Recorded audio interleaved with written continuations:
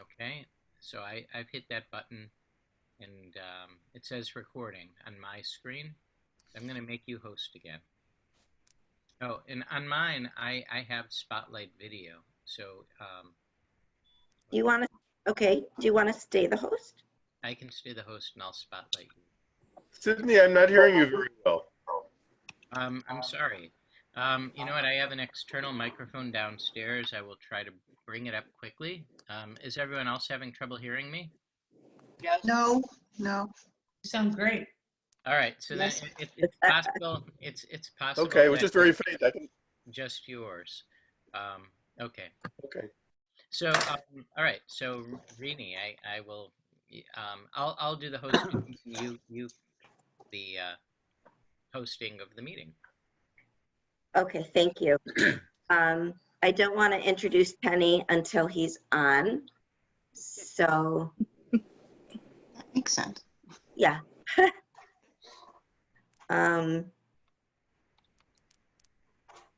That's the person running it. Okay. Oh, right there. Yeah, sure. So there's different ways for you to look at it. You can look at the group, or you can look at it like this. The speaker will pop up. But there's no sound yet, right? Well, yeah, you're on the computer audio, right? You could just Rini, say, are you going to mute everybody? I Or Sid? will mute everybody. I will. Sid, Yeah. Sid should mute everybody, yeah. It will. I'm going to take one moment and check on our speaker. I'm sorry, I'll be right back.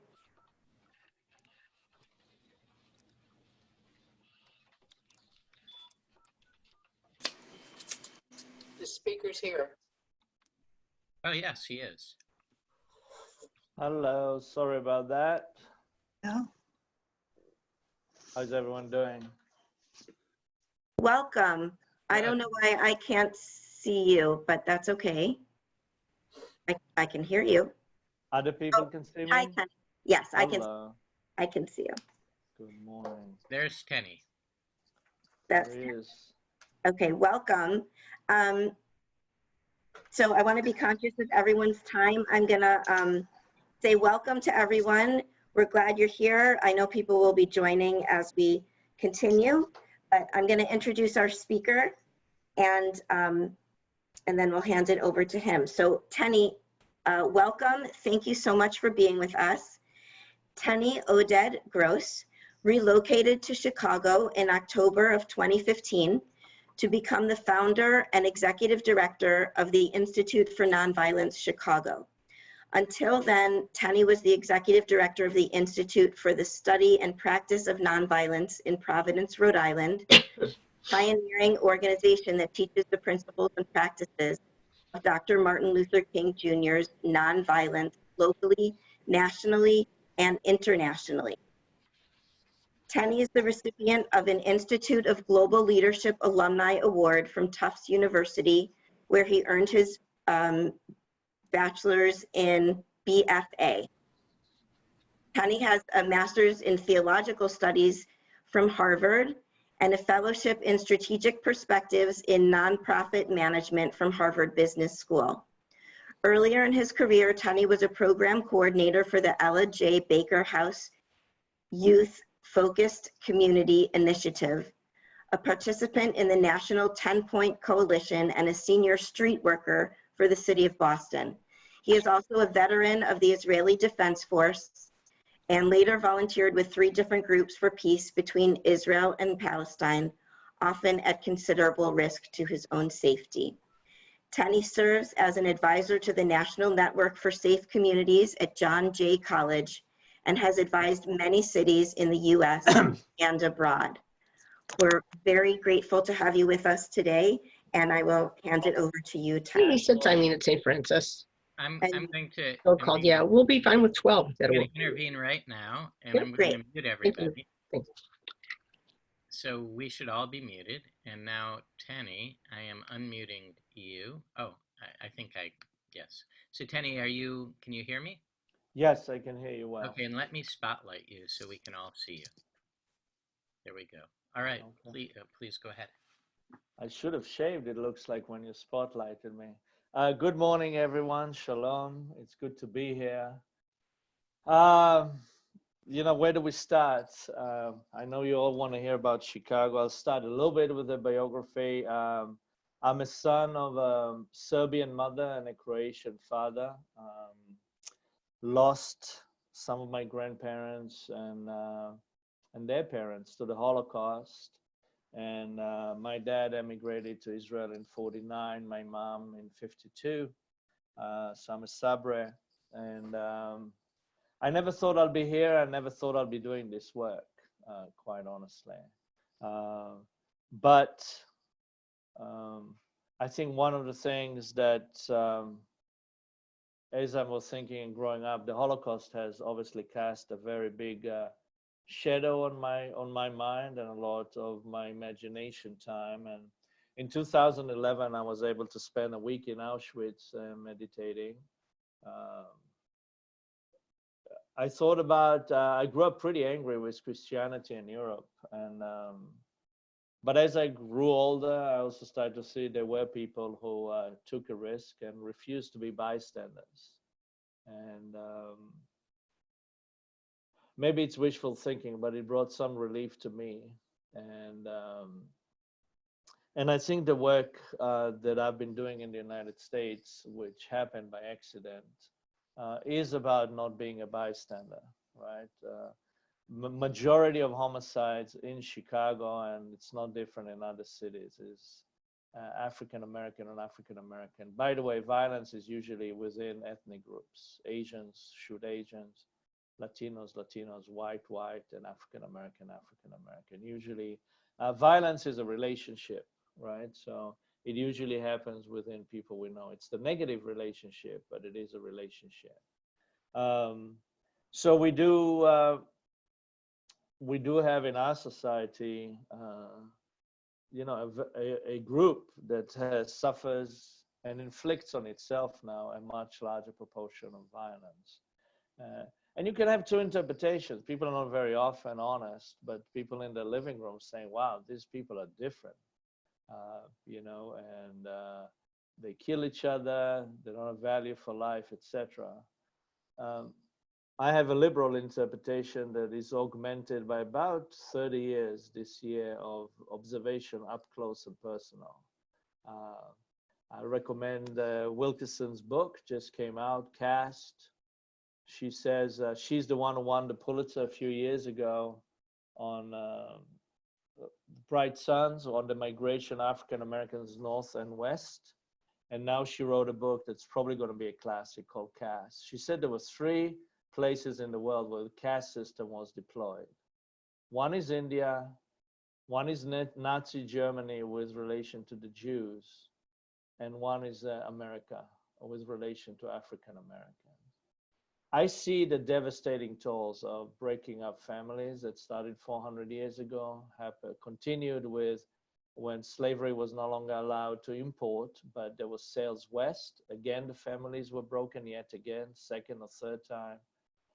Jim Crow, and a really bloody history that has a devastating toll all the way to the genetics of human beings, and hope and desperation and success and being left out. Millions of interactions that happen all the time. And the actions that we see in the neighborhoods of hopelessness, desperation, and real survival. I don't want to stretch it. Will be hard in such a short discussion to make comparison, and I never compare holocausts or disasters, but I spent a lot of time as a teenager in my 20s, and then even at Harvard, where I did study anti-Semitism as an adult. Some of the effects in the short term that happen in the ghettos when Jews were used against Jews by a more powerful outside oppressor, right? What it does to your behavior. But if you have 400 years of it, some really ugly traits happen. And at the moment, I'll say I'm now in the office in Austin on the west side. And young black men know here they can shoot each other, but they cannot go about. I am probably half a mile from Oak Park, and they're not going to go and shoot a white person, right? So we know and we accept we can be violent against, whose life is worth and whose life isn't. And why am I telling you all that? Because often nonprofit leaders, I can tell you just how great our work is, and please support us, and it's charity. But we're at a moment where and we have a great moral tradition, and our people always taken ideas and humanity extremely, extremely serious. Really, the violence that I work on, I'm the finger in the dike. I'm not the main thing. If change will happen, it will be from majority whites. How we invest in those neighborhoods, how do we think about our taxes and human worth? How do we not easily dismiss people who just shoot each other and say, well, it's their problem, and actually go up and see how we were actually helping the cause of that. That schools in these neighborhoods were defunded. And we can go on and on. I won't go that much into that. I just want to set it up. I know it's not everyone's cup of tea, and it's the hard truth, but I would be morally negligent when I have an opportunity to talk to you, if I didn't share with you my deepest thoughts and reflections of 30 years, if we want to change that. I'm good at what I do, and I have some really tough teams, and I'll talk about that. But we will not change this society. We will not change Chicago by ourselves, right? We should, at the end of the day, really our goal is that the work I do and my team does is not necessary. It doesn't make sense that a Harvard grad will respond at 2 in the morning to shootings in the richest country in the world, in a city where we have 3 buildings being built now that are each costing $1 billion, right? There is wealth here. And we can do better than that. I'm disappointed with our form of capitalism and our form of imagination, because actually a good form of capitalism will realize that beyond downtown, the GDP of Chicago could be 4 times what it is. But when you look, I usually meet on the 43rd floor of Chase Bank. We have meetings with a consulting group, and I look west and south, and you can clearly see the failures of development and opportunity that are costing us. And instead, we want to compete with other places, yet we're okay with taking people out of the economy, paying for a hotel, which is about $40,000 to $120,000, which is called Cook County Jail or prison, and take them out of the economy and says, I'll work for 2 people, for myself and for the person in jail who is out of circulation and is bleeding us cost. But that's the form of capitalism we have here now. And that is not as sustainable, it's not as smart, it's not an imaginative form of development, but it is because we have not been willing to do the shorter and what looks to us sometimes big, but really the necessary investment in human capital to bring everyone to their full potential. And I know that that is not within the vision of our tradition, the Jewish tradition, right? Where we have really thought of everyone and being in terms of development and inclusion. And a lot indeed, the mothers of our nation have been outsiders. They were not Jewish, right? So I won't go into that. You rabbis, this is not going to be my strong suit. Let me go back to the work here. So in Boston in 1990, I connected with the Black Pentecostal Church. We had the crack epidemic. I had no idea what it is. There was a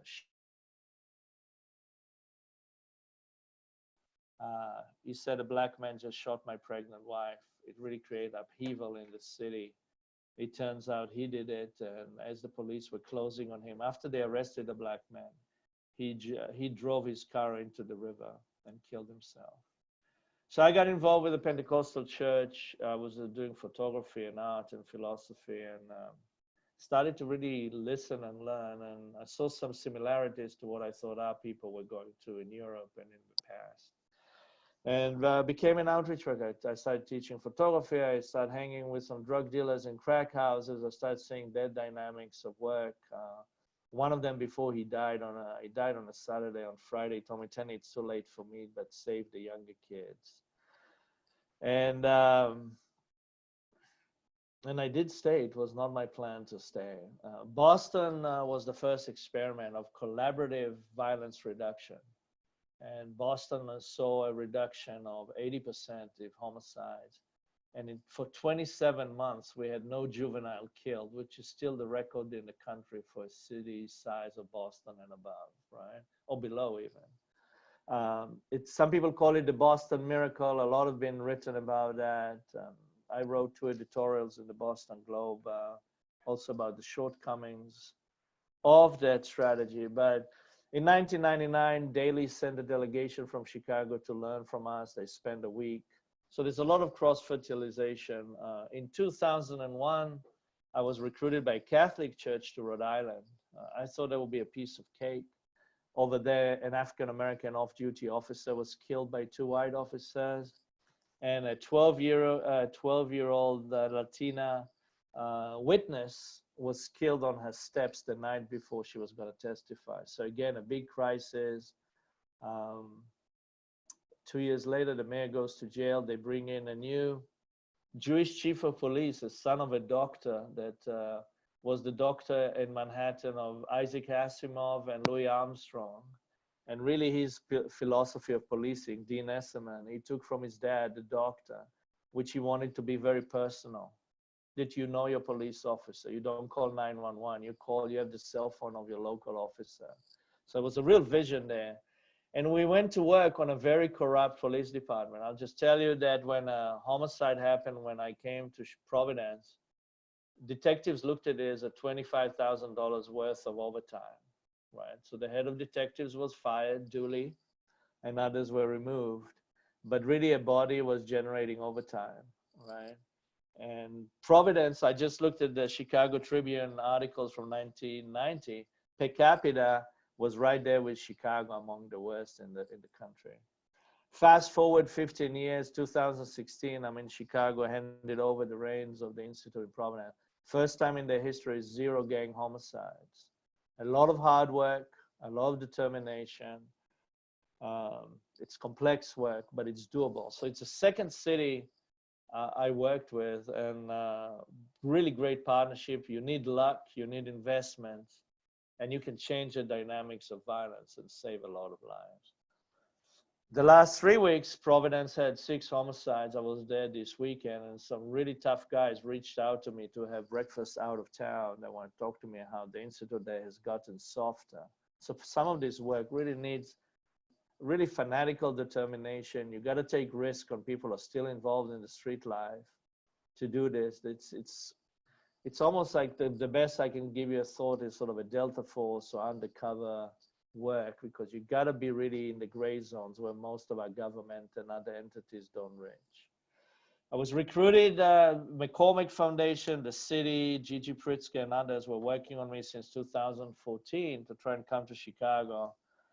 And I really had to reflect a lot. I had a lot of friends here in Chicago. I had to think, is it doable? Am I going to add a value? Is this city doable with its corruption and history? And I have kids in Providence, 2 boys. So they convinced me to come, and I came in October 15. A month later, if you remember, the Laquan McDonald video was released.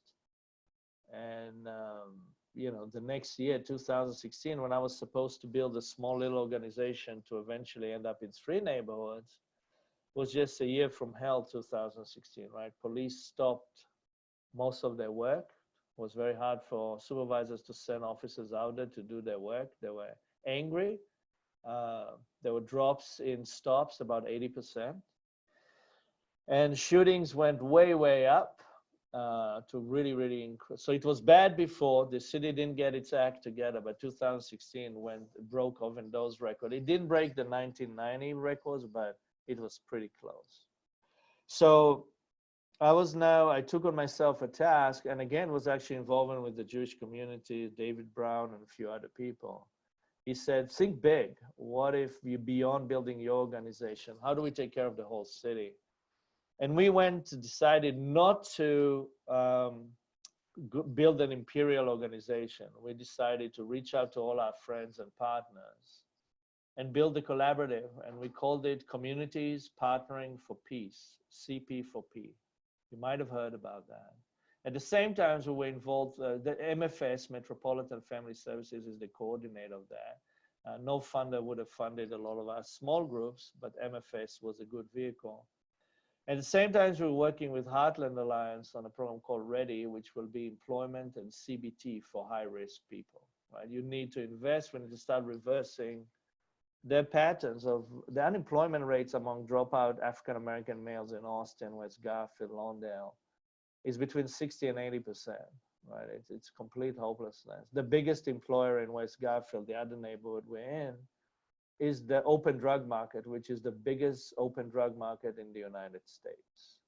The amount of addicts who come from everywhere, suburbs, the north side, everywhere, is untreated, is really overwhelming. And it's hard to get young people who don't have education, dropped out of school, have witnessed violence, are very traumatized. It's very hard to get them away, and when there's drug dealing going on. So we built those partnerships, and we built an academy. It was really complex. There were about 45 funders that came together as well. PSP, I always mess up the acronyms, but Partnership for Safe Communities. It's the funders group. Arnie is involved, MacArthur, McCormick, the Pritzkers. A lot of people came together eventually, and we said we got to unfreeze the paralysis. And the good news is for 2017, 18, and 19, we had reductions in violence. Austin, which is by far the biggest neighborhood and the most violent neighborhood in Chicago, has led the way. We led the way with 50% reduction of shootings, which is very, very hard to achieve. We have here maybe 30 different rival crews just in one neighborhood, right? One thing I will say, I was a fan of geography as a kid, and in high school, I was a champion of my school. I really failed as an Israeli, there's no excuse for that, to look at the map before I moved to Chicago. I didn't realize that Chicago is next to Indiana, which practically for all matters and purposes has no gun laws, and Wisconsin, which is not far behind. You probably will see the Kenosha shooting might have been related yesterday to some militias. So the Chicago police gets more than 10,000 guns a year off the streets, which is more than New York and Chicago combined. That is a real problem, right? So as an Israeli, we always understood arms race, right? We knew who we're surrounded with. We knew what neighborhood we are in the Middle East. And we always wanted to stay ahead with an arms race. Same here for young people. If everyone else has a gun, to show up with your fist is defeats your own survival, right? And we have too many young people who are in an impossible position that there's so many weapons, right? And I'll throw another grim statistics. I had a much better chance coming out of Lebanon alive than an African-American dropout male who is involved with the streets here in Austin has to survive, right? My chances of survival were a lot higher. So we had 3 years of reductions, hard work. We built a system of 24 hours a day response. We get alerted by the police or the community. We respond to hospital. There's a lot of heavy lift. We train people in academy, really exciting work. I love this work, right? You'll think the subject is very grim, and it is, but when you work on reducing violence and you manage to do that, and you know there's gonna be less mothers crying, the rewards are really high. You know, you really, you feel you're making a difference and you're living with a purpose. And the beauty of my field is that most of the staff at the Institute, and we're at about 80, 90 staff now, we have people who committed murder. We have people who've been involved in some really terrible things, and are incredible peacemakers now, you know, and are really dedicated. Like, so here's an example. When COVID came, a lot of them who's been in segregation, in prison, etc., are not the healthiest people on the planet. Right? We have people overweight, unhealthy, etc.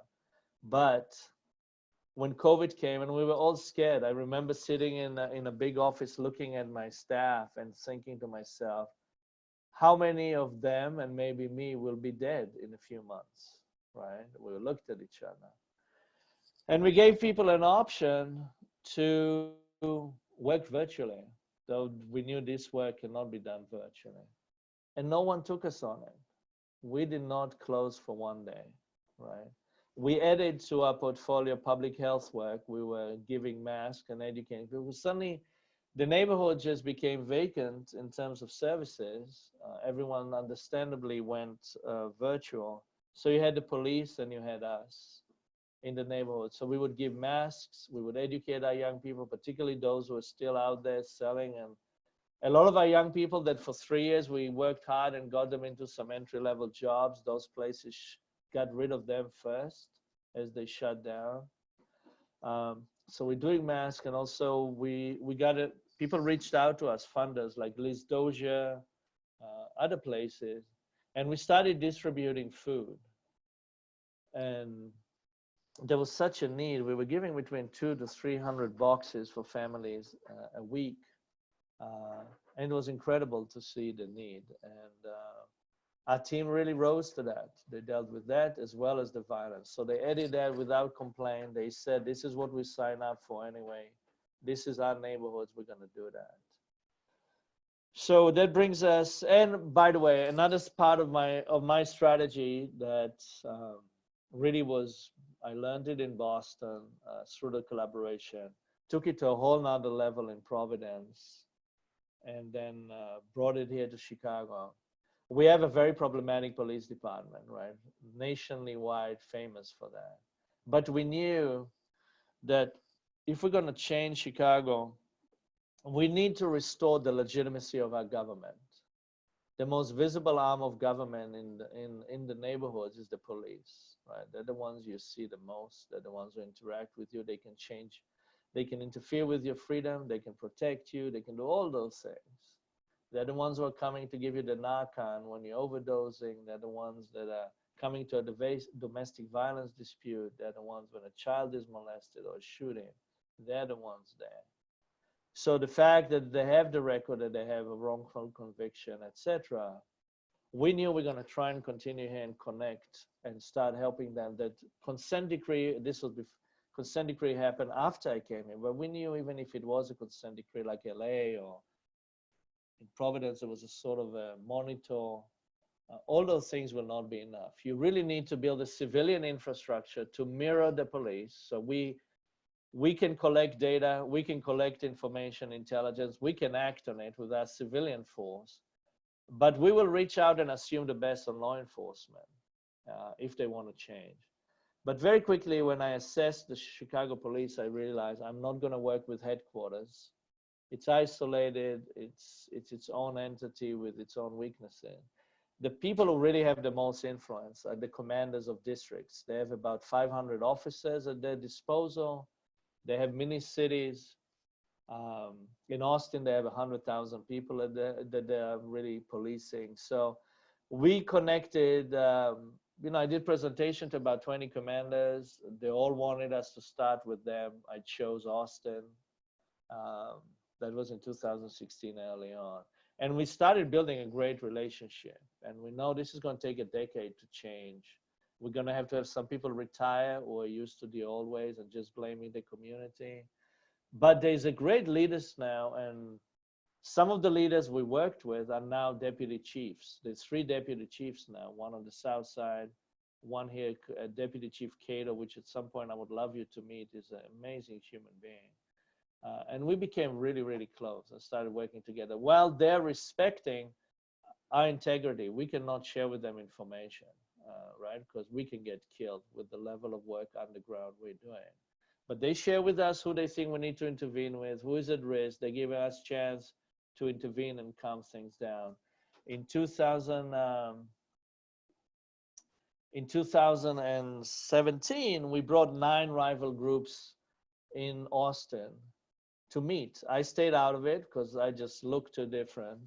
And some of them brought guns with them. They were so suspicious of the other groups. It was hairy. It could have shut us down, obviously, if something went wrong, or the Institute for Nonviolence and convening these violent felons. But for 2 years, we really managed to get some agreements among the groups to calm things down, right? And I'll quote Rabin, Prime Minister Rabin, who said, making peace, you got to make it with your enemy, not with your friend. And we work sometimes with people that to regular people will be unsavory. We don't see it that way, right? We love the people we work with. We know they're caught in certain circumstances. We know that people are redeemable. But you need a certain stomach to bring people together and work with people that if you just read their history, police history, it's quite horrific. But those people helped us calm things down, and that's our work. I think that I will try and maybe, I know people have questions, and we're at 10:30, so I want to be respectful of that. If people want to ask me about Black Lives Matter, the moment we're now. So let's talk, I didn't talk about Chicago today. So violence is off the roof this year, right? It's really, really very, very high level. I didn't sleep much tonight. We had another shooting in Austin. We had a shooting in back of the yards, which is our third neighborhood. The day before in Austin, we had 4 different shootings. Things have really erupted, and it's hard. And another thing that I don't do as a nonprofit leader, I won't sell you dreams. When you go to battle for peace, you can be defeated and you can lose. Now, I'm extremely hopeful, extremely determined. I have one of the best teams there is that I ever worked with, a dream team, hardworking, incredibly intelligent. But this is a really tall order, what we're trying to do here. And when you had COVID and then George Floyd, so I know information, you will see it soon in the papers, but after COVID, there were drops of more than 50% in stops. Police were afraid and they were getting sick. It started going up again. George Floyd happened, another drop, even bigger drop, right? So the economy shut down. We have a 9-month school vacation. So people running around with kids, there's no income, small apartments, parks are closed, nightclubs are closed. I cannot go and date. I can't get out of the neighborhood. Policing has backed off. Other nonprofits and employment programs went virtual. People literally caught in desperate situations, right? And the pressure, and we knew it. We knew it's going to get worse here. We knew it from the get-go because we know what we started building in Chicago, unlike New York, is just new. We knew we need a decade, and we were just in year 3 of reduction, and potentially just reductions from the bad year of 2016. So we weren't even thinking of credit. We thought we have about a decade more. And so we were fragile, and fragile cities like us, when it's suddenly hit with a really triple pandemic like that, that is unprecedented, we knew it's going to be bad. So in that level also, it creates an optimism in me. We have a strong infrastructure. We have our partnership. Every morning at 9, 21 neighborhoods report with City Hall on every shooting and every follow-up and going to the hospital and what it's about and media. And that's something the city did not have a coordinated effort before. I credit the mayor and Susan Lee, the deputy mayor for violence reduction, for instituting that. Really important behind the scene coordination and thoughtfulness and holding people accountable. So, and you know, I was actually surprised that New York saw violence go up because they've gentrified, they're doing well. They structured a massive police department. They've been into their reforms for 20 years. It's a son of Boston that started changing New York, Bratton, Chief Bratton. I was surprised. I didn't expect a city as strong as that, but really every city now sees those increases, San Francisco, everywhere. But I do think that in the fog of war, it looks like it's all hopeless, and it isn't. We need to continue with these efforts. You know, at some point things will open up, schools will open up, opportunities for employment will open up. But definitely we're in tough times. I don't want to minimize that, and I feel it on my body and my sleep patterns, right? I definitely feel that. Let's talk about, if I may, one more thing about Black Lives Matter and where we are with the movement, right? I know in the Jewish community, sometimes Black Lives Matter, the fact they also adopted the Palestinian cause is a bit controversial.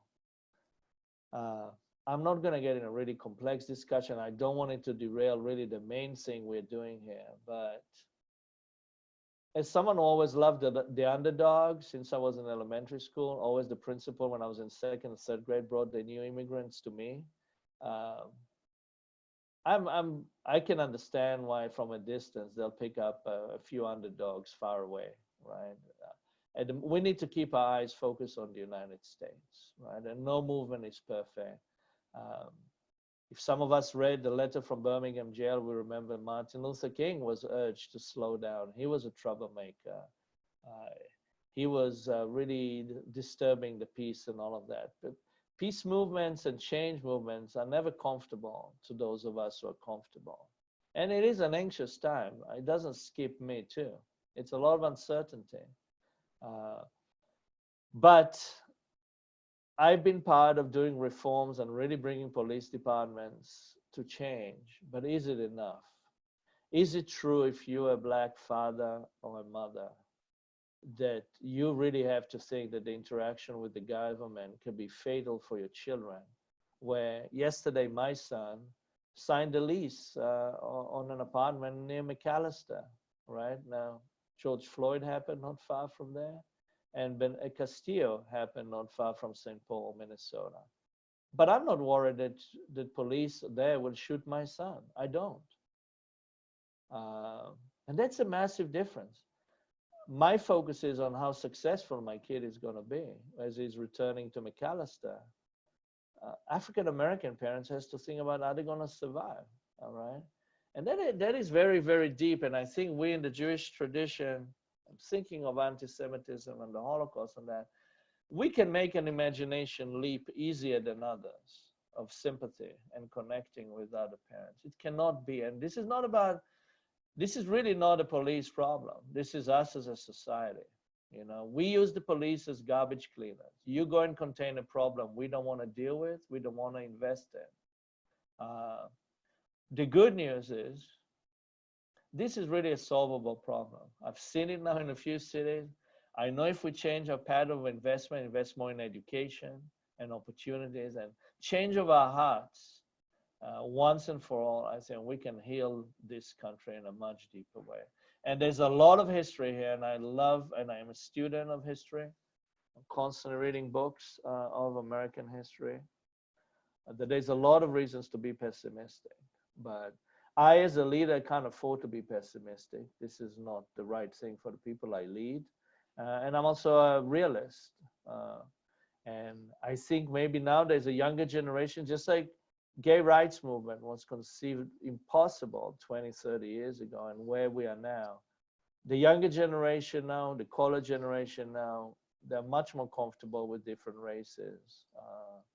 And there's an openness. So I want to end on that optimistic vote that I really believe in. I really everyday think I see real ugliness. I see people who, a few weeks ago, a person, I was the last person they saw before their eyes shut down after a shooting. They were on a gurney, and I was probably the last person they saw before they faded away. So I'm aware of pessimism, right? At some point, I realized a few weeks ago that I cannot separate anymore the different screams of mothers in my head. There's just been too many. I cannot remember any more distinct mothers who are screaming when they lose their children. It's just too blended in my head now. I've seen a few hundred.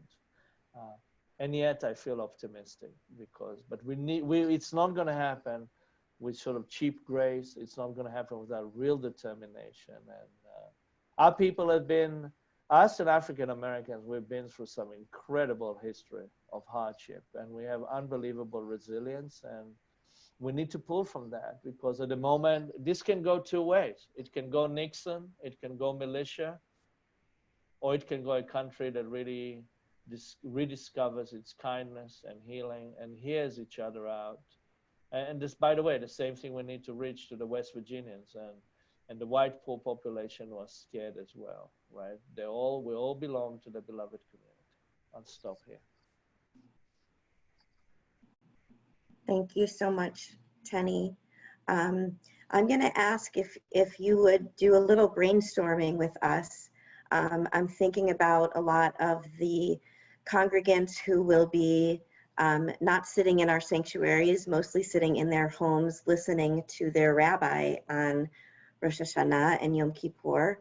And can you do some brainstorming with us about the messages that we can share with our congregants whose lives are very different from the lives of the communities that you are describing?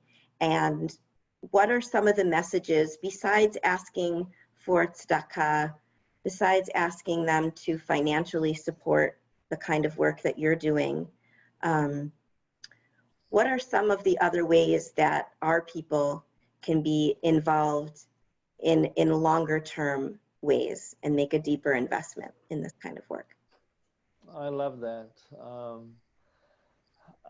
I think, there should be some readings that our congregations are engaged in. I mentioned Wilkerson.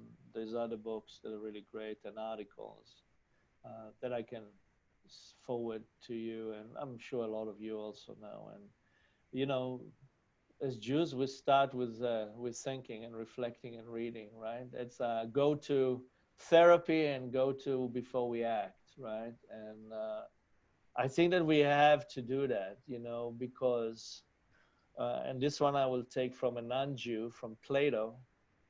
Most humanity looks really at the shadows in the cave, right? And thinks it's reality, right? So the shadows on the cave in this case is, look at the looting. Look at, these people are killing each other. That is the surface. That's what's above in the iceberg. It's not what's below. It's not really. So let's respect our own intelligence and put some work in. I did 6 miles on my bike today. I'm not going to lose weight by just reflecting on it. I'm not going to get smarter and get to the point of what things happen unless I really reflect on it. And that's been our tradition, which I'm so grateful for. It's a tradition that pushed me not to just see things the way they are, but what really makes them happen, what makes us tick. And a culture of being problem solvers. It's so easy now with Twitter and everything else to just say things are bad, it's a calamity, etc. And the danger with that is, and we knew it from 1929, and we knew it from the 30s in Germany and other places, when we fall for a dark vision, we're in a way recruiting for the dark visionaries, right? Liberals' weaknesses is, with our kindness, is that we are not as determined and as tough sometimes. We win quite a lot. And I use the largest scheme of liberal. I don't mean like necessarily party sides, or there can be plenty of conservatives, but I mean in terms of the liberal Western tradition or Jewish tradition, in terms of humanity, etc. So I think really this is an important moment in America, right? Now, people say, well, when is it going to be over? The COVID and the looting. We're getting impatient. We're a quick society. Let me remind you, the civil rights movement was somewhere from the mid-50s. Then you have 68, right? You have King, Malcolm X, and Kennedy assassinated. The movement also kind of morphs into anti-Vietnam, and that. This was about a 20-year movement, right? Now, we didn't start with George Floyd. We started maybe with Trayvon Martin. Maybe we started with the new Jim Crow, the book, right? That was the new generation getting re-educated, reawakening to. So we're already 7-8 years into the movement, right? This is, but it's not going to be over anytime soon, and there is a risk that things can go really wrong and derail. Then we could be more polarized, and we as people are feeling comfortable, like, we're anti-looting and we're disconnecting from the people who are crying for help. There's a risk for that. I don't want to take anything for granted. We got to put work. We got to reach, it's our tradition. We got to reach out to the young activists as well. How can we help? It's all about connectivity. I feel at the moment the mayor is not always addressing things perfectly. She's not allowing her softer side. But let me tell you, we will make a terrible mistake if we abandon this mayor, right? I have no sympathy. I'm sorry if I'm showing my colors here, for the dailies and what they've done for this segregated city that I found when I came here. It's a terrible, terrible 50 years of disinvestment and segregation that created it. This was not created yesterday. Is she perfect? No leader should. But we all, I'll give you now Yid. oops, I'll give you a Yiddish expression, Feinschmeckers, right? We have very refined taste when we come to quickly how we can reject leaders. She's not perfect, but she has a lot of values that are amazing. She's very intelligent. And no leader succeeds on their own. I know it. I worked with a bunch of mayors. I worked with a bunch of chiefs of police. I'm a leader. In the institute, there's 7 of us who run the institute. You cannot do it alone, and we should not abandon her. What she inherited already a tough deal. She was trying to change investments into the west and south side, and then she was new, a tough, one of the worst police brutality histories in the country, and now she's hit with COVID, economy shut, the George Floyd, unbelievable. No one could have predicted it, right? And we have a president just constantly adding fuel to the fire. So I urge you that leaders need to lead, but people also need to support leaders, you know. And there's a real syndrome, I think, of loneliness. And none of us, we can change that, but we need to really start being thoughtful, and we got to rebuild the middle. We're in the moment even engaging to the union of the police, the FOP, which is a difficult group. We're engaging activists. We're trying to see where, and some of it won't work out. I met with an alderman the other week who is a very, very vocal critic of the mayor and gangs and some of our staff. And I asked a mediary, I asked Father Kelly from Precious Blood and another activist from, can we sit and meet with that alderman? We sat for 2 hours, and on one thing, I apologize. There was something my staff did that really rubbed him the wrong way. I have no problem on a point where we need to build bridges. And I was educating him on the work we're doing, and that it doesn't slow what the police is doing, working with people involved in gang and violence, but that people need to be offered, even under pressure, a way out and support and love. And we got to some agreement. He might attack us in a month or 2. I can't guarantee that. But I needed to reach out. Everyone, no one should be excluded. And I think that as a Jewish community, we cannot be observers. You know, I studied Jewish history. It was always like, at some point in Israel, it was taught that we had a few years of peace and then they came to kill us. Some years of peace, then they came to kill us. I'm just thinking, we need to be active. We need to be engaged. We need to be proactive. We cannot sit there and wait for things and be observers. We have influence, we have thought, we have resources, we engage politically as a community, more or less. We gotta now get our hands dirty. Otherwise, the polar oppositions, they will rip the place apart. You have people on both sides, extremists. The majority of the middle wants change, wants to be fair to officers. We know they're committing suicide at high level, right? That humanity doesn't happen because you have loud voices on both extremes, unless the middle really acts with authority and puts some time in.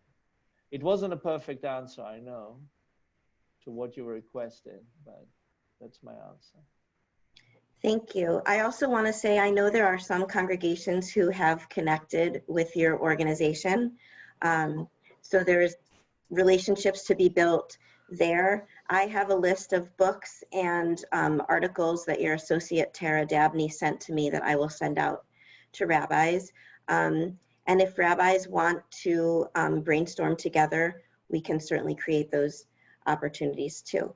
And if I can just say, if anyone thinks they want to continue, think of engaging, reaching out to me. I know this was quick and you have other things now on the agenda. We always welcome that. We do see our work as not just the work we do on the ground. It is really, how do we bring the city together? So for us, this is an important way to spend time, is also having these dialogues with any groups at any time. You know what? I see a question in the chat, and we do have a few more minutes, so I'm going to ask you. Can you say a few words about what it means to defund the police? Yes.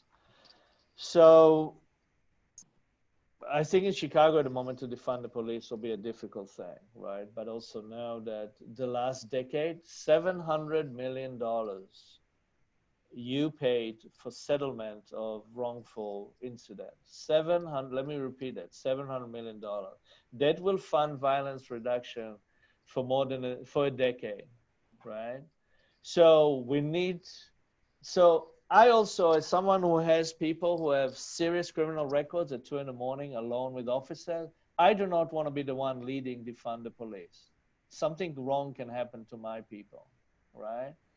And I don't think, I also think it's an easy way out for the population and the taxpayers. I think there need to be two different dialogues. One dialogue is how much you want to invest in rebuilding addiction, homelessness, violence reduction, domestic violence, right? The police would love not to have to respond to this. I can tell you that. It's traumatizing for them, the variety. They're now responding to everything. They would be, so again, the defund the police is not a wrong statement with the frustration, especially African Americans feel, and they feel with us liberals that we have been so slow in reform. It hasn't coming. In the age of iPhone, they see each other getting killed left and right. So it's not a crazy demand.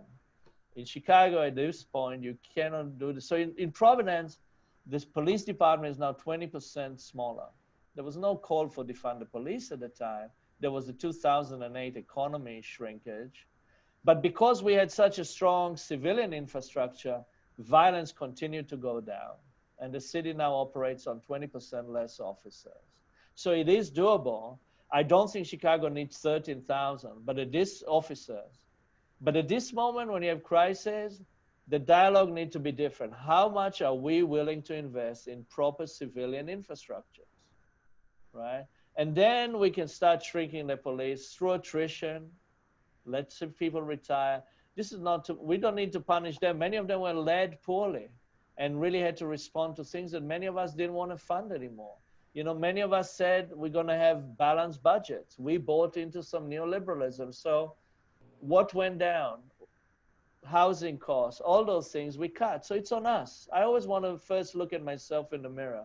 I've been responsible to this condition. It's not just the officer. It's a much bigger issue. So that's my defund the police. Can we end up with less police? Yes, but you got to build a civilian infrastructure. And I would decouple the discussion. Thank you. Thank you so much.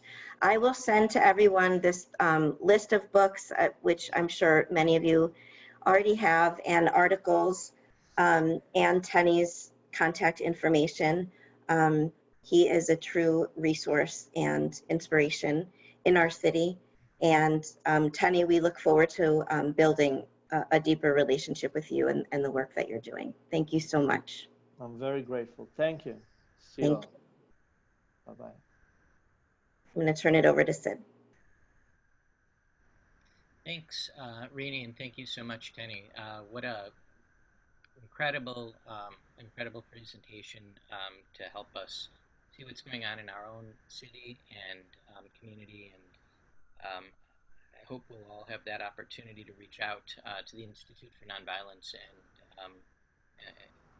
and involve our congregations. And well, you all know what you're doing. All right. So what we'd like to turn to now at this, before we go to Rabbi Poupko, is we have the opportunity to present our Mordechai Simon Award.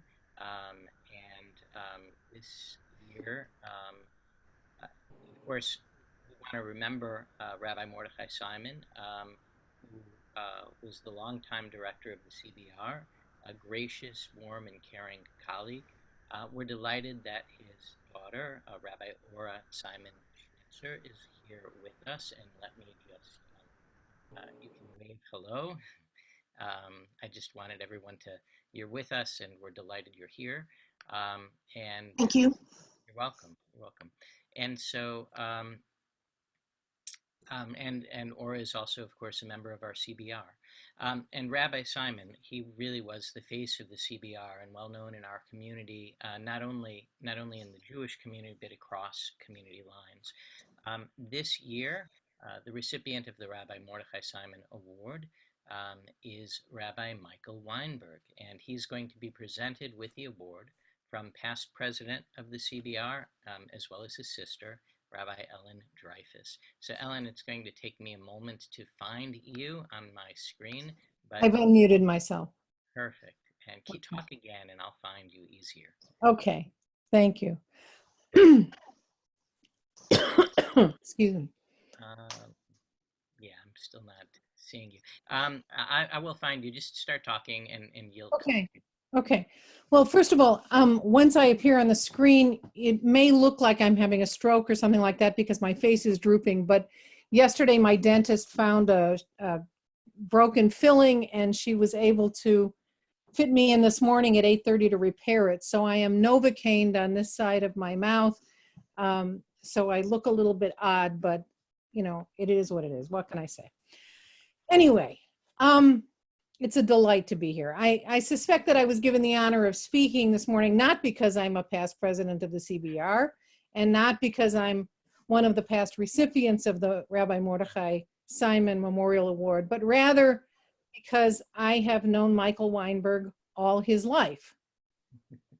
In addition to being his big sister, I am also one of his biggest fans and admirers. I, like many of you, and certainly all of those in his congregation, have benefited from his wisdom, his kindness, his carpentry and fix-it skills, and his organizational expertise. A native of Chicago who grew up on the South Side, Michael's leadership skills were already apparent in high school when he was president of the Chicago Federation of Temple Youth and served on the Chicago Jewish Youth Council. Michael graduated from the University of Chicago with a degree in Near Eastern Languages and Civilizations, and then attended the Hebrew Union College Jewish Institute of Religion in Cincinnati, where he was ordained in 1980. He served 5 years as assistant rabbi and director of education at Emmanuel Congregation in Chicago, and for 2 years as rabbi of Sinai Temple in Michigan City, Indiana. And in 1987, he became the rabbi of Temple Beth Israel in Skokie. There, he has helped the congregation grow in learning and Jewish commitment. In addition to teaching Torah in the classroom, from the pulpit, in meetings, in informal settings, on retreats, and on Israel trips, he has worked closely with the lay and professional leadership of Temple Beth Israel and its affiliates, assisting, guiding, and inspiring in virtually every aspect of congregational life. Rabbi Weinberg has also been an active rabbinic leader outside his congregation. He was the national chair of CAGE, Alav Shalom. He served as president of the Chicago Association of Reform Rabbis and chaired the Rabbinic Advisory Committee of Olensang Ruby Union Institute Camp, where he continues to teach every summer with a special dedication to Chalutzim, an intensive Zionist Hebrew immersion program for teenagers. Michael is a senior rabbinic fellow of the Shalom Hartman Institute of Jerusalem, one of a select group of North American rabbis to have completed a 3-year program called the Rabbinic Leadership Initiative. He is the co-chair of the Rabbinic Action Committee of the Jewish Federation of Metropolitan Chicago and has traveled on and chaired rabbinic missions to many international locations and, of course, to Israel. He has been a leader in the Niles Township Clergy Forum and other interfaith activities in Skokie and Evanston. He currently co-chairs the Catholic Jewish Scholars Dialogue and is involved in Federation's Presbyterian Jewish Dialogue as well. Michael has mentored rabbinic students and younger rabbis and is a true role model of what it means to be a rabbi, a scholar, and a mensch. He treats everyone with respect, regardless of their station or status. He is a loyal friend and is dedicated to his family. Michael and Jody have 3 grown children and 7 amazing grandchildren. I could regale you with dozens of stories about Michael's dependability and menschlichkeit, but I will share just one small personal anecdote. Last month, when Jim and I returned home from New York after burying my mother-in-law, we could have gone to any Zoom Kabbalat Shabbat in the country so that Jim could say Kaddish. We chose Michael's service, and he added her name to their Kaddish list. His calm demeanor and comfortable formality were just what we needed to bring some order into the chaos that we were living.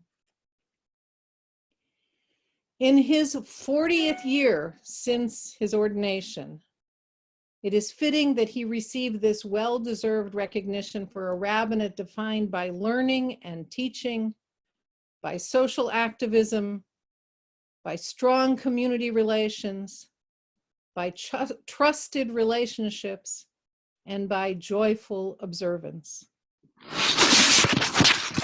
It gives me enormous pride to participate in awarding this honor to Rabbi Michael Weinberg. Mazal Tov.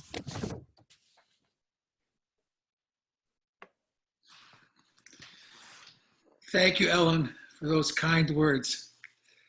Friends, I am pleasantly surprised and really touched and humbly grateful to receive this Rabbi Mordechai Simon Award. I knew Rabbi Simon and remember him with great fondness, as I've been a member of the Chicago Board of Rabbis for 40 years. Perhaps one short anecdote will illustrate something of his character himself to me, as I'm sure you who knew him. It was in the early 1990s, and I was the president of CAGE, the Coalition for the Advancement of Jewish Education. And in that capacity, I was on my way to attend the GA, the General Assembly of the Jewish Federations. I don't remember in which city it was held, but I recall that by coincidence, I was seated next to Morty in the shuttle bus on the way from the airport to the hotel. We chatted a bit, and then in his gentle and kind manner, he asked me, clearly the young rabbi, "Is this your first GA?" I said that it was, and he asked gently if he might give me a bit of advice. I welcomed it, and this is what he told me. He said simply, "Don't try to be a politician, just be a rabbi." That advice, so unpretentiously offered, has served me in good stead throughout my rabbinate. Many of my classmates in school at HUC had come to the college looking for Torah, and they were disappointed to be taught mainly Bible. I, on the other hand, had gone to the college looking for graduate studies in Bible and found Torah. So I've come to think of my rabbinate as a vocation, a response to a call. And so I'm exceedingly grateful to devote my career and my life to work that I love, work that I have the sense is the work that God wants me to do. As a rabbi, I've tried first and foremost to be a teacher. And so, of course, in order to do that, I've also needed to be a student. I'm grateful for the many learning opportunities like today's that have been provided over the years by the CBR and by the JUF. And I'm also deeply grateful to my study buddies, the group of colleagues with whom I have met for Talmud study regularly on Tuesday mornings for the last 40 years. As a congregational rabbi, I'm really a generalist. I'm a shaliach tzibur, a Torah reader, a preacher, a pastor, an officiant, a traffic cop, a song leader, a confidant, a counselor, a facilitator, community organizer, administrator, writer, editor, advisor, mediator, collaborator, negotiator, supervisor, team leader and partner, chief of staff, mentor, programmer, fundraiser, volunteer coordinator, listener, ethicist, resource, consultant, storyteller, camp counselor, tour guide, friend, dreamer, father, son, husband, brother, uncle, grandfather, Ohev Yisrael, Am Eretz Umidina, and lifelong active Reform Jew. I've tried to make my life as a rabbi consciously and deliberately coherent with my life as a Jew. I try to teach Judaism by precept and by example. The congregation I serve is also the community in which I live and pray. And so I work hard to integrate what I say, what I do, and who I am. In reflecting now on my years of service in the rabbinate, it would be tempting to look back with particular pride at some singular event or unusual program, and there are numerous events or programs that would vie for honorable mention. But in fact, I'm most proud of the ongoing, steady core program of our congregation and of my rabbinate, namely, to engage and involve Jews in active Jewish living, to teach and to live Torah day by day in the context of a vibrant Jewish community. I'm grateful for the support of my loving family, my faithful congregation, my steadfast colleagues, and I'm grateful especially today to the CBR and JUF for giving me this award and thereby recognizing the ongoing work of congregational rabbis who are generalists, who follow the advice of Morty Simon, Zichrono Livracha, just be a rabbi. Thank you so much.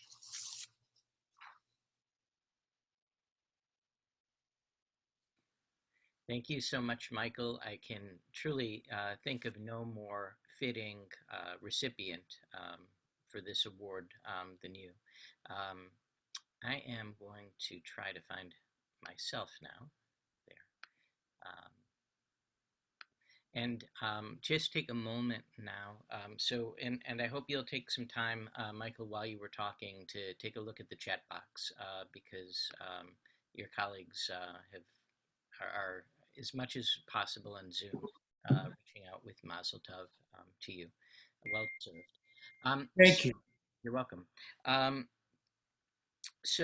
What I wanted to do now is give us a framework. We're going to go until 12, and we are blessed now to be joined by Rabbi Poupko, and JUF's rabbinic scholar who's deeply involved in interfaith dialogue work in Chicago, an extraordinary scholar of Jewish text and Jewish history, a sage advisor to many rabbis in our community, and also a true pluralist. This morning, he's going to be teaching us midrashim connected to issues of race and the dignity of every human being. You received the texts in the invitation, and so hopefully you'll be able to find them. I think Rini might be able to put them as a link in the text box if you would like as well. As I said, we're going to be concluding at noon. So let me do my best now to find Rabbi Poupko and give him the spotlight and allow him to teach so we can enjoy the rest of this morning. Where are you? I'm there. Can you hear me? I can, and now you are spotlight. I'm just, Sid, if you make me a host, I can share the text. I can share my screen. Hi, Rabbi Poupko. Good morning. So I think you know that only Yiddish civilization could have produced the following comment. Edel Anfangen will ich sagen a paar Wörter. Before I begin, I want to say a few words. First of all, this is essentially the one-year anniversary for our new CBR executive, Rabbi Rini Dickman. She has been just a tremendous colleague, ally, asset, friend, and resource to all of us at Federation and to you, her rabbinic colleagues. And nobody deserves in their first year to have to deal with what she has had to deal with this epidemic and the social unrest. So, Rini, Mazal Tov, and keep going, Mechayel Lechoyel. Secondly, Um, as Ellen Dreyfus made the point clearly to everyone, we could go on for hours talking about Michael Weinberg. He is a rabbi's rabbi. To be intellectually honest, I did rebuke him earlier this year when he announced that he planned to retire. I asked him to identify one figure in Tanakh or Chazal who had ever retired. He could not do that. But Michael is someone to whom my colleagues and I regularly turn for counsel and advice.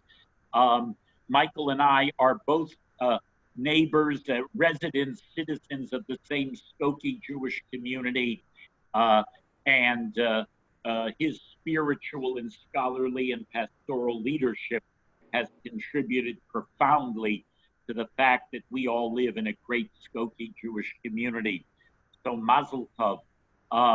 And since, like Michael, I go well back to Mordechai Simon Zichrono Livracha, Mordechai was just the best, and he did so very, very much good for so very many of us in the Jewish and general and Christian communities. Mordechai and Michael Weinberg honor each other this day reciprocally. All right, so now let me begin this way. Pesach is only about the Jewish people. Only we were enslaved, only we were redeemed. Shavuot, only we received the Torah. Sukkot, only we were wandered in the desert. Yom Kippur is the most intimate day of our relationship with the Kadosh Baruch Hu. And Rosh Hashanah is the least Jewish of all Jewish holidays. It is ab initio, about all of humanity. It commemorates no event in the sacred history of the Jewish people. So I thank Rini for making the text technologically available. So I'm beginning where it says text 1. I assume that everyone has that. Oh, there it is on the screen. Okay, terrific. So I want to begin with the Gemara in Rosh Hashanah so that we can quickly get to the heart of this. Tanya, Rabbi Eliezer Omer, of course, Rabbi Eliezer is a colleague, is first a Rebbe and then a colleague to Rabbi Akiva. Rabbi Eliezer teaches, B'Tishrei Nivra Olam, the world was created in Tishrei, and you all know that Rabbi Eliezer and Rabbi Yoshua have a number of differences. Rabbi Yoshua holds the world was created in Nisan, about that more at another time. And Rabbi Eliezer continues, B'Tishrei Noldu Avot, the patriarchs were all born in Tishrei, B'Tishrei Metu Avot, they all left this world in Tishrei. And then he acknowledges that the Pesach Nolad Yifrat, but then in a statement that is that effect, our Tfilot, Kriyat HaTorah, and Haftarot to this day, Berosh Hashanah Nifkeda Sarah Rachel V'Chana. It was on Rosh Hashanah that Sarah, Rachel, and Hannah were visited, judged, and remembered by the Kadosh Baruch Hu, and their status of akara, of being uprooted and barren, came to an end. Berosh Hashanah Yatsa Yosef mi Beit HaAsurim. Joseph is freed from jail on Rosh Hashanah. That too is a subject for another time. And now I go to text 2. So we have Rabbi Eliezer, who tells us the world is created in Tishrei, and that these three women, Sarah, Rachel, and Hannah, are remembered for child in Tishrei. So we all know the famous passage found in all the Machzorim, Hayom Harat Olam, this day is the world conceived and birthed. Hayom Yamid B'Mishpat Kol Yitzurei Olamim, and as a consequence, we'll soon see why, of God's creatorship, therefore, on this day, everyone in the world stands in judgment.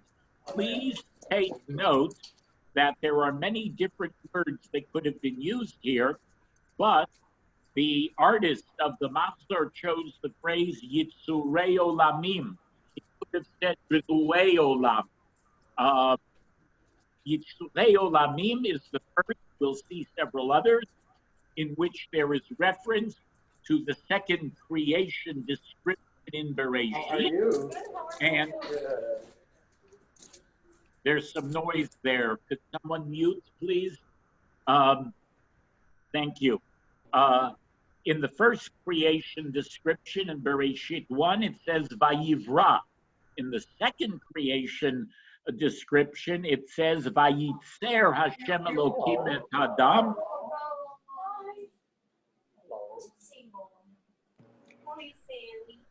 Can everyone please mute?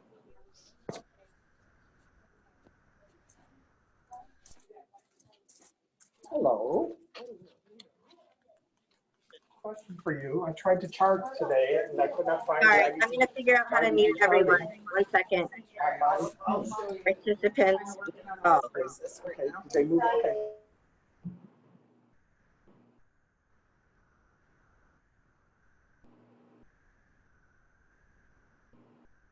Okay, Rabbi Poupko, can you unmute yourself? Oh, I did it. You did it. Did it work? It did. Oh, okay. Thank you, Rini. I appreciate it. You're also now a technological expert. Amazing. And the verb Vayitzer Hashem Elokim refers to the intimacy of God's creation. And that's one of the reasons Chazal referred to the human as Yitzir Kapav Shel HaKadosh Baruch Hu, as fashioned of the very handiwork of God.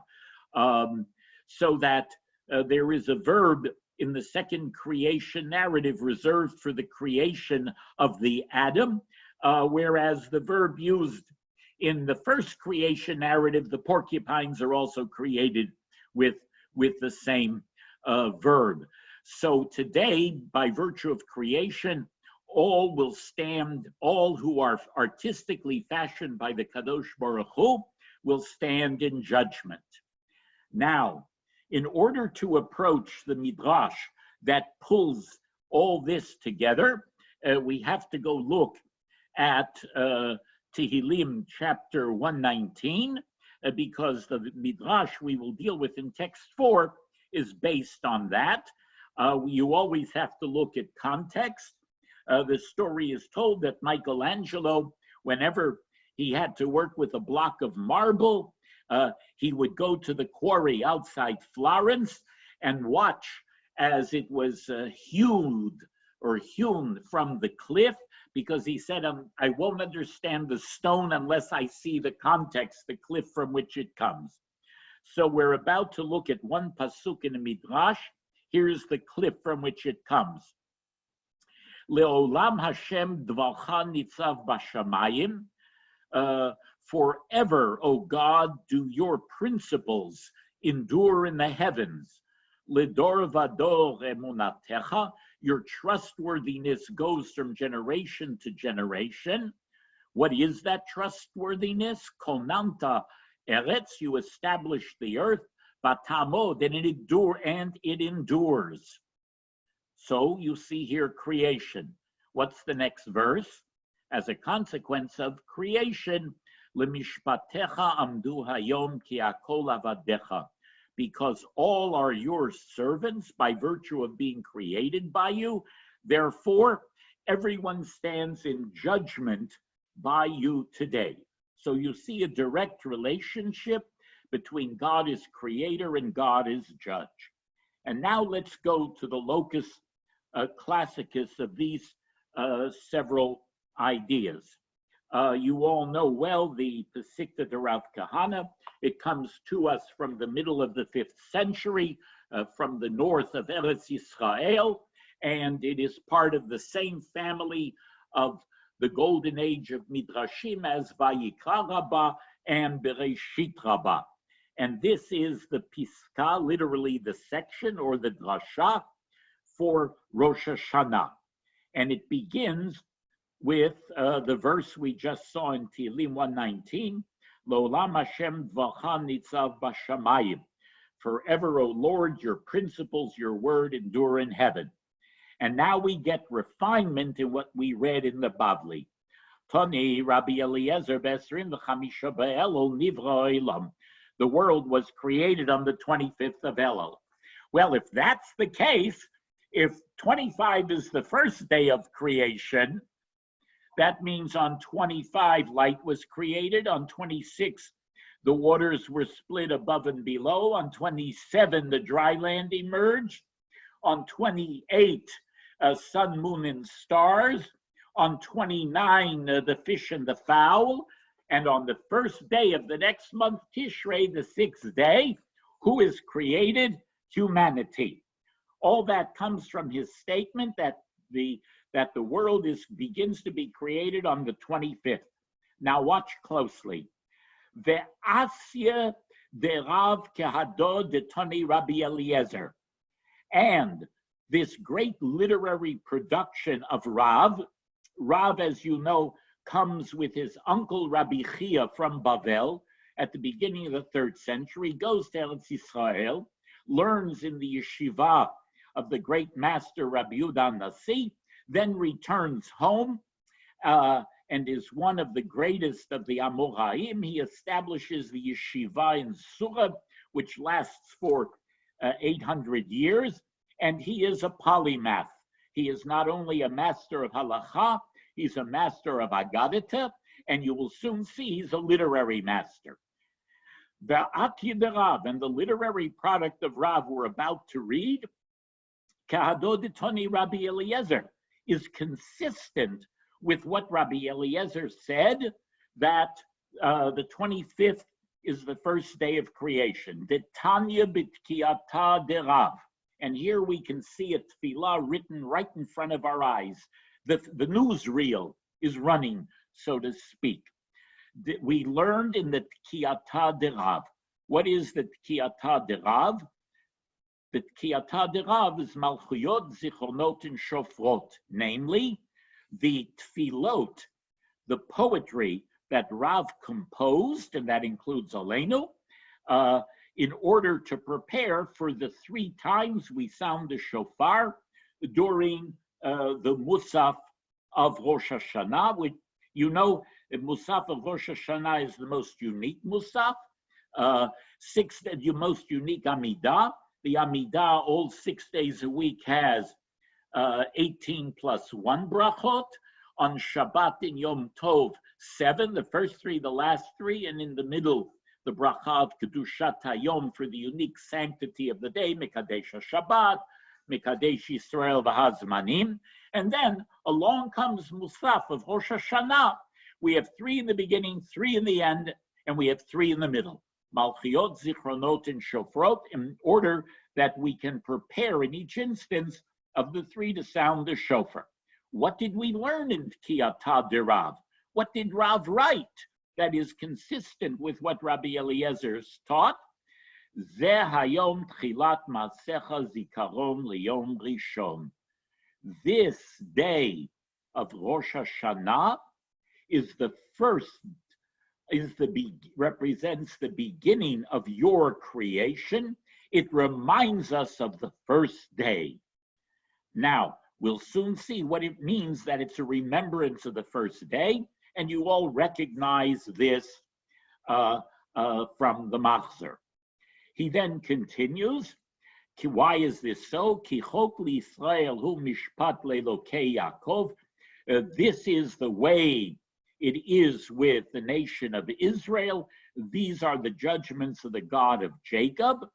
Al hamdinot bo yeyamer. And on this day, is it proclaimed over the countries or nations of the world, Ezo lacherev v'ezo l'shalom, who to the sword and who to shalom, Ezo l'ra'ah v'ezo l'sova, who to famine and who to be satiated, Ezo la'mavet v'ezo l'chayim, who will come, heaven help us, to death, and who to life. Now, of course, you recognize the same theme in Unetane Tokef, which, by the way, was not written in the Middle Ages. It is written no later than the 6th century. It was probably written by Yanai. If not by Yanai, then someone of his Paitanic school. But what is not given enough mention is that the central theme of these antonymic regularities of life, and by the way, I do commend to you, despite the fact I don't like a lot of what he writes, Leonard Cohen's Who by Fire, Who by Water, with a great jazz man with a horn. I forget his name and I forget the name of the wind instrument, but you should all look it up. It's deeply inspiring, and Cohen did a great job with it. But what is the source of these antonymic reversals that constitute Ma'agala Chaim, the cycle of life? It is none other than Tfilat Chana. Take a look in Tfilat Chana, Shmuel Aleph, the second perek, and you will see that as Chana describes the polarities of life, this is where Zichronot comes from, and this is where Yanai takes, or his school takes, the Unetane Tokef from. Uvriot bo yipakedu lahazkiram chayim umavet, and creatures are remembered by you, noted by you, visited by you, and judged by you. All that is in the one word lifkod, to record them for either life or death. Now watch carefully. Here comes the comment of the Baal Midrash on what Rav has written at the beginning of the, let's say, in the middle of the 3rd century. This comment comes from 2 centuries later. Nim say soimer. Therefore, we find the following circumstance. Berosh Hashana nivra Adam Arishon. Adam the first is created on Rosh Hashanah, and you know, when before Chava appears on the scene, Adam should always be translated as the Adam or humanity, but it's not a first name and it doesn't mean man. It means the human. Now watch carefully, because here you can see the affinity between Piyut and Midrash. B'sha'a Rishona, and no translation is equal to the brevity and hence the poetic syncopation of the Midrash itself. B'sha'a Rishona, in the first hour.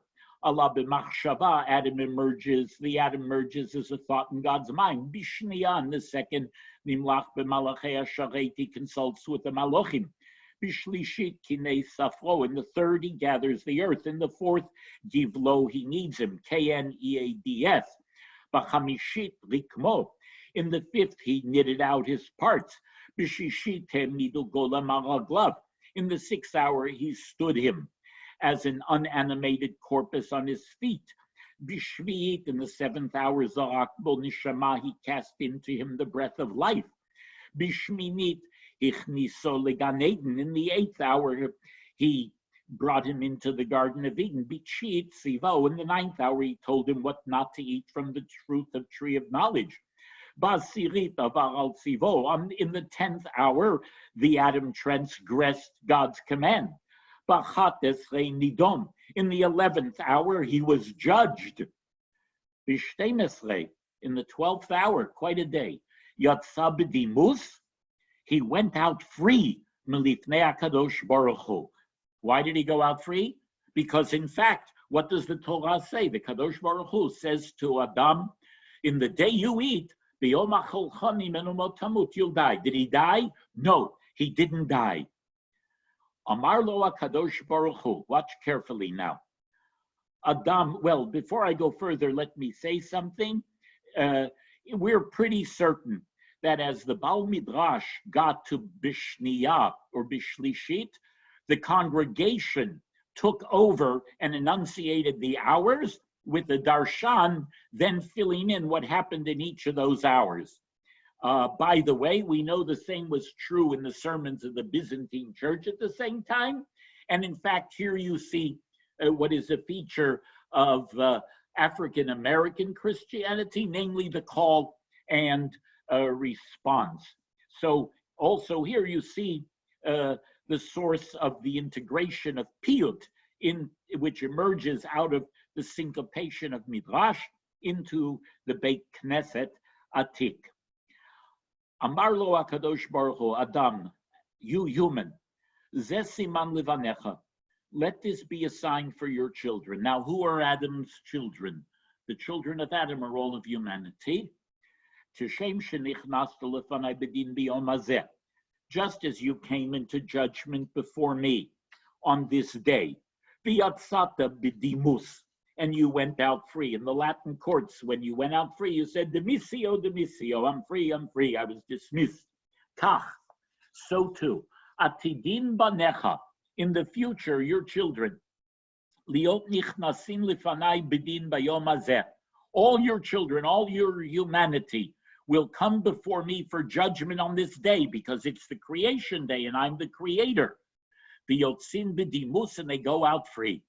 In other words, just as Pesach commemorates the Exodus from Egypt, and we're supposed to say, I reckon myself as if I went out from Mitzrayim, Rosh Hashanah is a day that commemorates God's first judgment of a human for sin, and the Kadosh Baruch Hu, it says, to all of humanity, you will all come before me in judgment on this day, and therefore,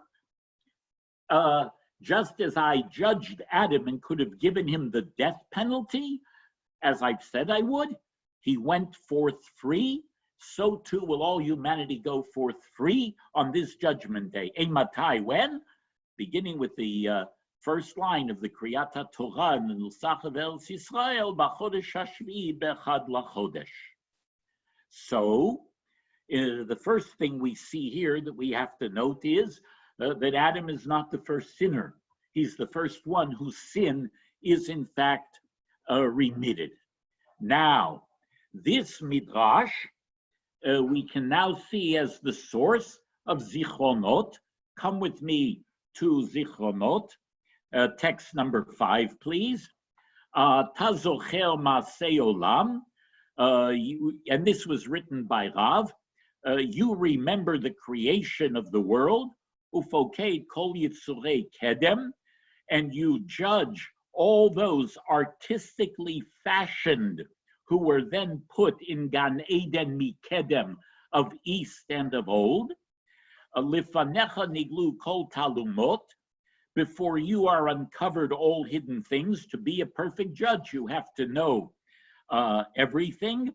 By the way, this is very important for what's going on in America today. This is why the Gemara in Sanhedrin and Makkas and Halacha is deeply mistrustful of eyewitness testimonies.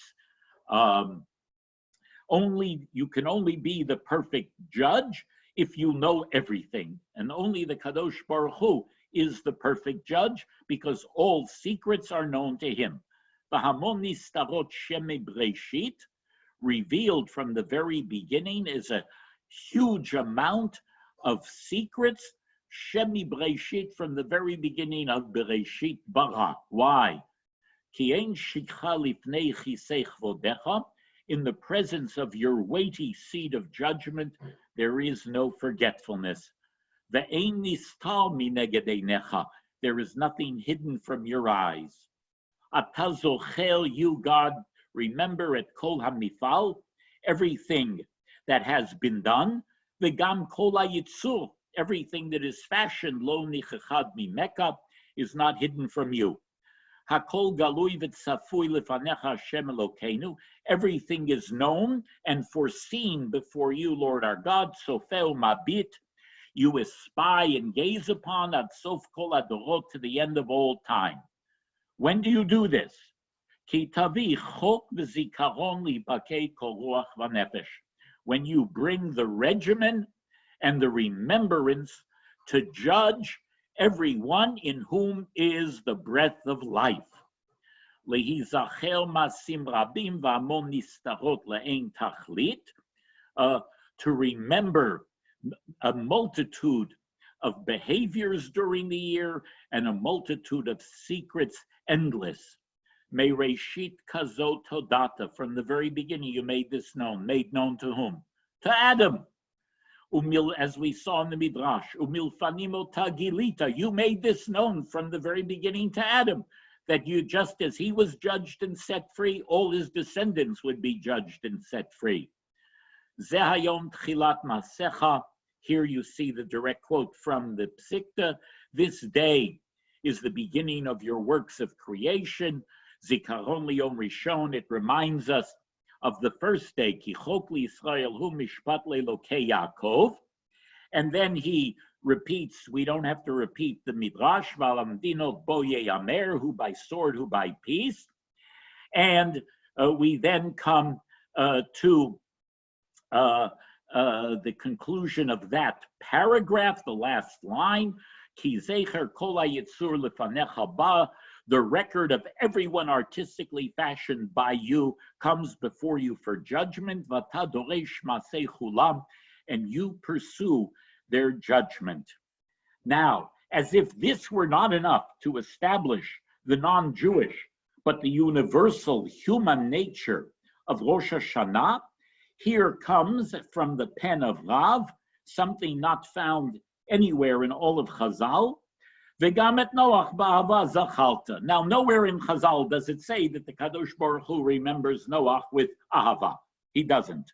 He just remembers the unconditional promise. But Rav adds this in. And who is Noach? Noach is the second of all humanity, the second Adam from whom all humanity comes. And what did you do? You remembered him bidvar Yeshua v'rachamim, in order to establish the principles of help and compassion. Al kain, therefore, zichrono, not just the remembrance of the Adam, but the remembrance of Noach and his having been saved on this day. Ba lefanecha Hashem Elokeinu, comes before you, Lord our God. Watch this. Laharbot zaro kafrot tevel. Nowhere does it say that there's a promise that God will multiply the children of those 3 boys of Noah who come out of the ark. Here you have a transference from the pen of Rav of the bracha to the avot and imahot. By the way, so let me ask you a question. Is one justified before 20th century sensibility in referring to the Brit Avot as the Brit Avot v'imahot? And the answer is yes.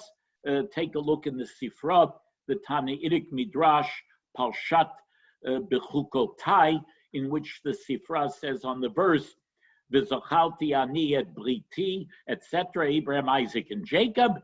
And then the Sifra adds in, this is the Brit Imahot as well. So you promised the Avot and the Imaot to multiply their children kafrot teva, like the dust of the earth.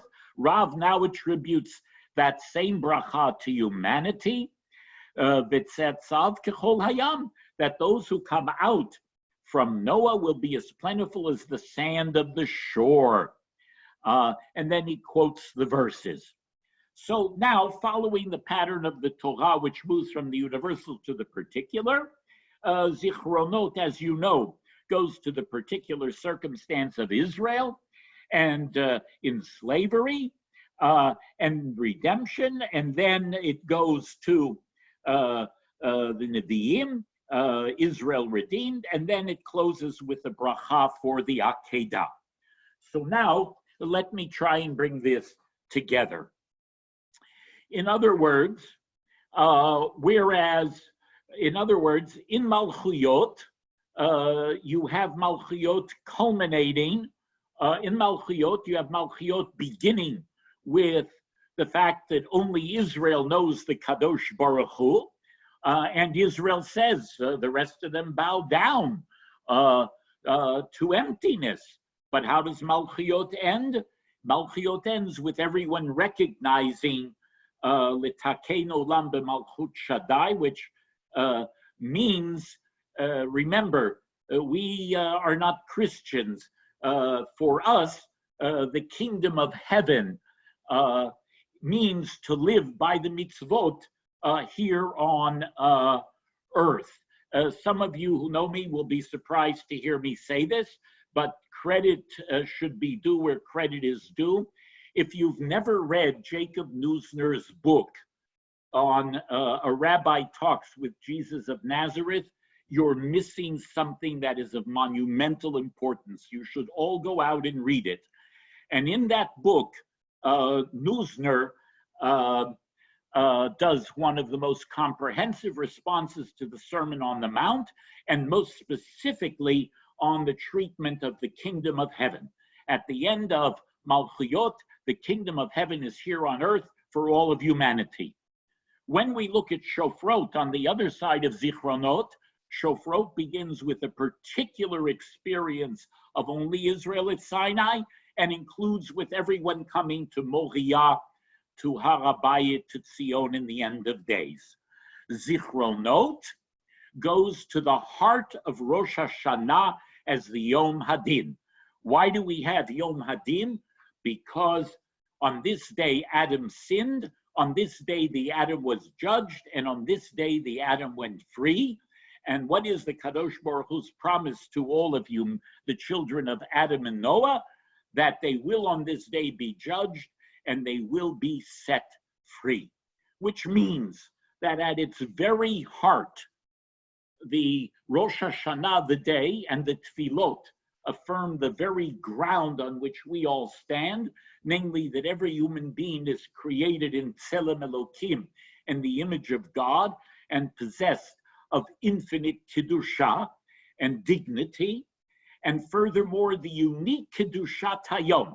What's the Kedushat Hayom of Pesach? Zman Cherutenu, it's our Freedom Day. What's the Kedushat Hayom of Shavuot? Zman Matan Toratenu, it's the day we get the Torah. What's the Kedushat Hayom of Yom Kippurim? Kapara, purification from sin. What's the Kedushat Hayom of Sukkot? Zman Simchatenu, day of triply recalled joy. What's the Kedushat Hayom of Rosh Hashanah? The Kedushat Hayom of Rosh Hashanah is that all humanity is created in Tzelem Elokim, and at the moment of din, of judgment, will be set free. That's the Kedushat Hayom of Rosh Hashanah. What is the Cheftze Shel Mitzvah? What is that with which we do the mitzvah on Rosh Hashanah? It's, challah and honey is very nice, but it's not in the Shulchan Aruch, it's the shofar. And what is the shofar?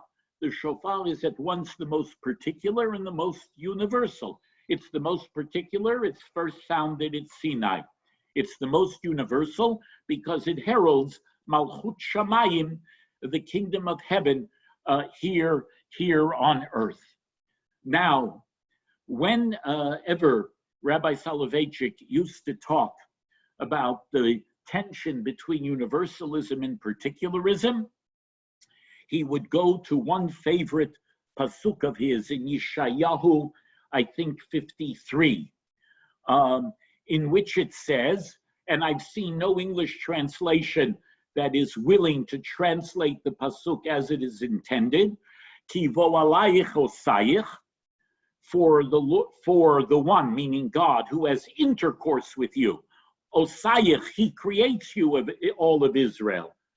Hashem Tzvaot Shemo, he is Lord God of hosts. Elokei Yisrael, he's the God of Israel. Elokei Kol Haaretz Yikarei, he is the God of all the earth. The one who has the most intimate relationship with you is the one who is Elokei Kol Haaretz, which means what? Israel's chosenness, it's no accident that Zeus chooses the Athenians. What is he going to do? Choose the Romans? But when the Israel is chosen by the Kadosh Baruch Hu, who creates all of humanity in the image, then chosenness has meaning. But chosenness is only, we are entitled to chosenness only if at the very same time we hold on to the bedrock principle of everyone is created in Tzelem Elokim. Now, I don't have to tell anyone listening here that the assault on the Tzelem Elokim, in which African Americans, people of color, created, has been quite pronounced this year. When Mr. Floyd, may rest in peace, said those famous words, "Please, I can't breathe," it struck me. What was he do? What was Mr. Chauvin doing? What does it say in creation? Vayipach bi'apav nishmat chayim. The Kadosh Baruch Hu breathes the breath of life into the clod of earth that is the Adam. What did Mr. Chauvin do? He assaulted not just Mr. Floyd, he assaulted the Kadosh Baruch Hu. So if a Jew dares to enter the synagogue and open the prayer book on Rosh Hashanah and think that this is a holiday just about the Jewish people, then he or she has profaned and denied the very essence of the day. The essence of the day is that Zayom Tchilat Masecha. You created all humanity. This was the day on which they were created. It's the day not of Avram, Yitzchak, Yaakov, Sarah, Rivka, Rachel, Leah, or Moshe, or Aaron, or Miriam. It's the day of Adam and Noach, the parents of all humanity. And in that sense, Rosh Hashanah provides us with an opportunity to tell our American friends and neighbors, our Christian friends and neighbors, especially our African American and other people of color friends and neighbors, this is the day when we affirm that everyone is in Tzelem Elokim, that the Kadosh Baruch Hu forgives everyone, that all go free, and that everyone is created in Tzelem Elokim, and that this is the essence of the Kedushat Hayom of Rosh Hashanah. Thank you.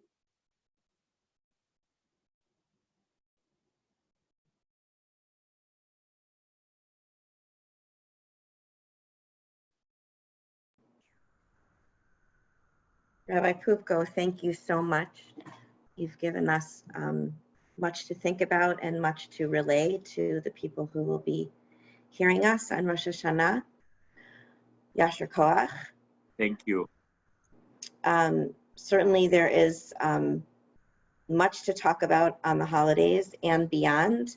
I want to say that I will also be sending out resources about JUF's response to the coronavirus and how much JUF has been able to help not only the Jewish community, but the larger community.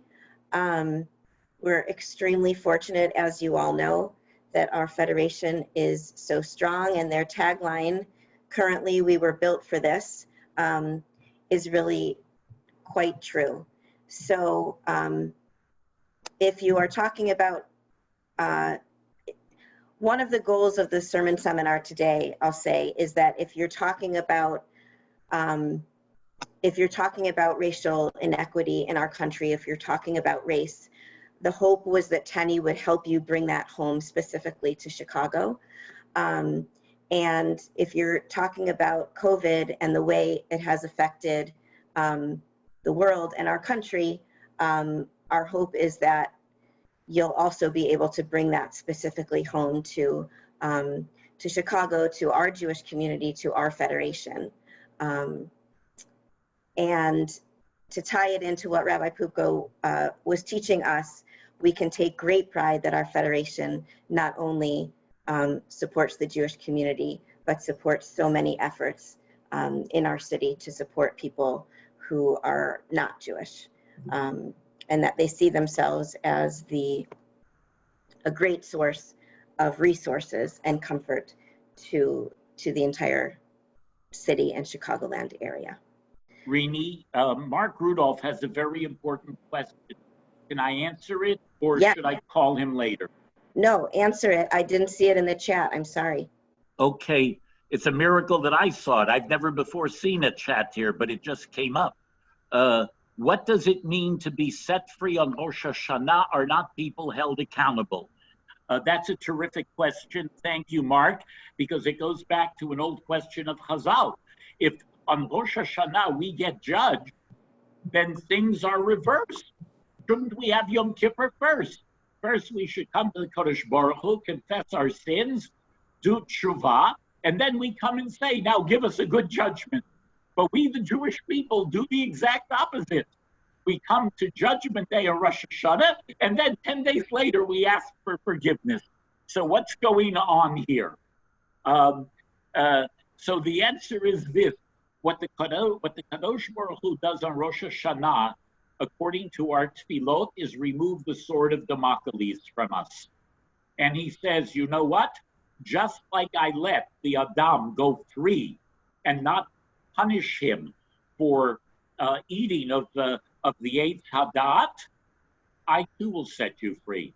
Now that I have removed the punishment and the judgment, come back to me in the next 10 days and do tshuva. So in this sense, the human cannot do tshuva if the sword hangs over him. The Kodesh Baruch Hu on Rosh Hashanah vouchsafes for us a good judgment. Now that we are set free from the penalty, like the Adam was, now we can do real tshuva and come back to the Kadosh Baruch Hu.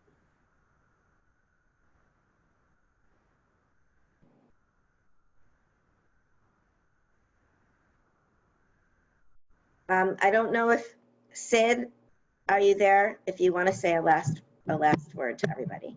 Yeah, I'll just say thank you again to Yechiel. I think if you unselect I think you can turn off Yechiel's the direct on him. But in any case, thank you all for joining us this morning. It was a terrific program that you put together for us, for our community, and again, Mazel Tov for the completion of this first very unusual, challenging year that we've had the opportunity to participate in together. Mazel Tov again to Michael. We are very proud of all of our recipients, and your work is, after 40 years in the wilderness, you have found your reward. And so thank you all for being here, for being a part of our community. Wish you a very easy last preparations if you're still working on getting ready for the holidays as I am. And may our holidays be meaningful for us and for our communities. And again, thank you so much for being here. Have a best to all. Thank you.